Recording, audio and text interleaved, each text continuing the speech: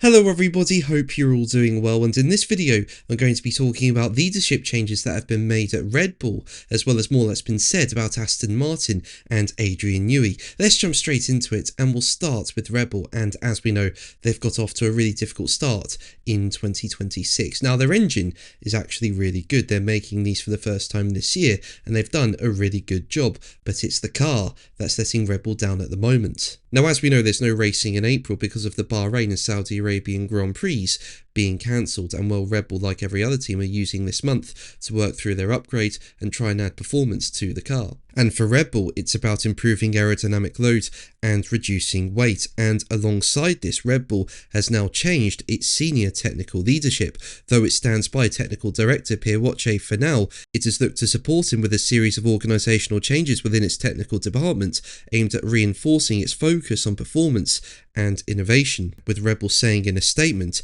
effective immediately, Ben Waterhouse assumes an expanded leadership role as Chief Performance and Design Engineer, with overarching responsibility across design and vehicle performance, reporting directly to Technical Director Pierwache.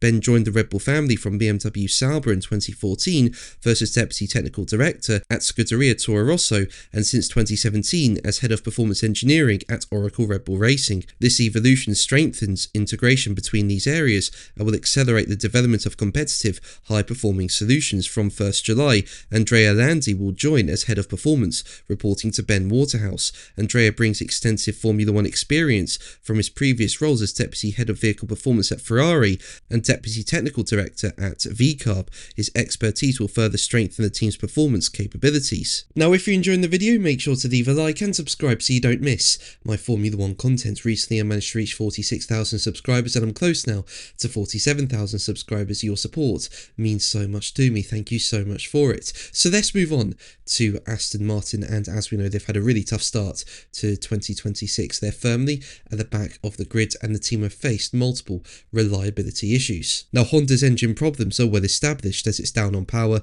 and suffers from poor reliability. At the same time, though, the car does have to take some responsibility, and if you want to find out more on what's been said about that, I'll leave a link to a video I did in the description. Now, as we know, F1 design legend Adrian Newey was brought on board last year to design the new 2026 car. Interestingly, though, Planet F1 say that pre-season chat in the paddock was mixed. Some sources suggested that Newey is past his best and his first offering would be a fat green whale, while others pointed to how a new career challenge would only rejuvenate a man who, at the start of the most recent regulation cycle change in 2022, stole the march on the rest of the grid by paying close attention to the suspension design of the Red Bull RB18 to unlock the full potential of the ground effect regulations faster than anyone else. Now, I was surprised by this. I personally do not think Newey is past his best. There is a lot of work to do, but I think Newey can help turn things around. But one thing I do think was a mistake was making Newey team principal as well as managing technical partner.